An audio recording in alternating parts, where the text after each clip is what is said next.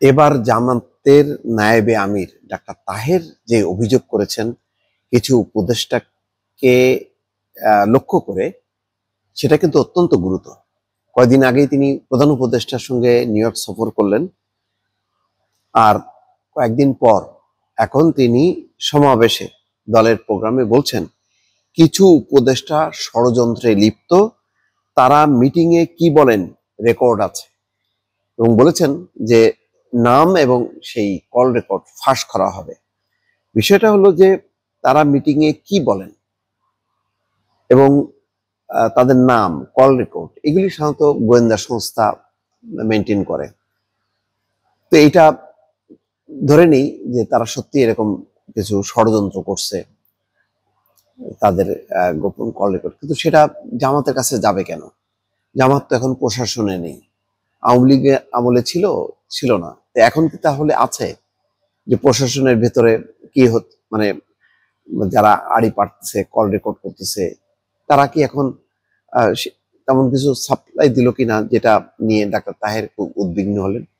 এটা কিন্তু খুবই গুরুতর। কয়দিন আগে যেমন এনসিপির নেতাদের যে সেফ এক্সিট নিচ্ছেন কিছু মানে কিছু কিছু উপদেষ্টা এবং রাজনৈতিক দলগুলোর সঙ্গে লিয়াজও করছেন, তারা আখের গুছিয়ে নিয়েছেন, এরকম যে কথাবার্তাগুলি বললেন, তারপরে তো উপদেষ্টারা একের পর এক প্রতিক্রিয়া জানালো।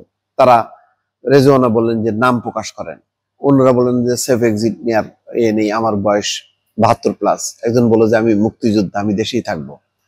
অন্তত 5 থেকে 6 জন উপদেষ্টা বলছেন যে না, তারা সেফ এক্সিট নেবেন না। এখন কে নেবেন? ওয়াহিদুদ্দিন মাহমুদ নাকি কে? আসিফ মাহমুদ, সজীব ভুইয়া। আর এই যে তখনও কিন্তু কিছু কিছু বলা হচ্ছে, এখনো কিন্তু বললেন যে কিছু উপদেষ্টা। এই কিছু কারা? এনসিপি কাদেরকে বললো কিছু উপদেষ্টা, সেটাও আমরা জানলাম না। জামাত ইসলাম কাদেরকে কিছু বলতেছে, সেটাও আমরা জানলাম না। তার মানে একটা ধোঁয়াশা কিন্তু তৈরি হয়ে থাকলো এই রাজনৈতিক দলের নেতাদের বক্তব্যের মধ্য দিয়ে। আচ্ছা, কেন বলছেন? অন্তর্বর্তী সরকারের কয়েকজন উপদেষ্টা রাষ্ট্রের গুরুত্বপূর্ণ সিভিল এবং পুলিশ প্রশাসনে একটি বিশেষ দলের অনুগতদের বসিয়ে নীল নকশার নির্বাচন করার ষড়যন্ত্র করছেন। তাহলে কার পক্ষে? নিশ্চয়ই বিএনপির পক্ষে। তাহলে বিএনপির সঙ্গে কি এই সরকারের কিছু উপদেষ্টা একাত্ম হয়ে গেল? অথচ বিএনপি তো বলে যে দুজন উপদেষ্টা তারা এনসিপির লোক। তাহলে কোনটা সত্য, কোনটা মিথ্যা, এটা তো বোঝা যাচ্ছে না। জামাত তেমন কিছু বলেনি যে এনসিপির পক্ষে 2 জন উপদেষ্টা আছে, তাদেরকে বের করে দাও। তিনি তো যেভাবে বলছেন যে কিছু উপদেষ্টা, তার মানে ওই উপদেষ্টাগুলি বিএনপির সঙ্গে যুক্ত। তাহলে জামাতের কি কোনো কেউ নাই? এখন এখানে যে অবস্থা, হয় তারা এনসিপির হবে, নাই বিএনপির হবে, না হয় জামাতের হবে, এর বাইরে তো না। এর বাইরে যদি আওয়ামী লীগের হয়, তাহলে তো স্বৈরাচারের দোষর, ফ্যাসিবাদের দোষর। তারা কি নিরপেক্ষ নির্বাচন করে দেবে? খুব ঘোলাটে একটা অবস্থা। আব্দুল্লাহ তাহের বলতেছেন, যেহেতু গুরুত্বপূর্ণ, তিনি জামাতের খুব দায়িত্বশীল নেতা। আমি আগেও বললাম যে তিনি কয়েকদিন আগে প্রধান উপদেষ্টা ডক্টর মোহাম্মদ ইউনূসের সঙ্গে নিউ ইয়র্ক সফর করেছেন।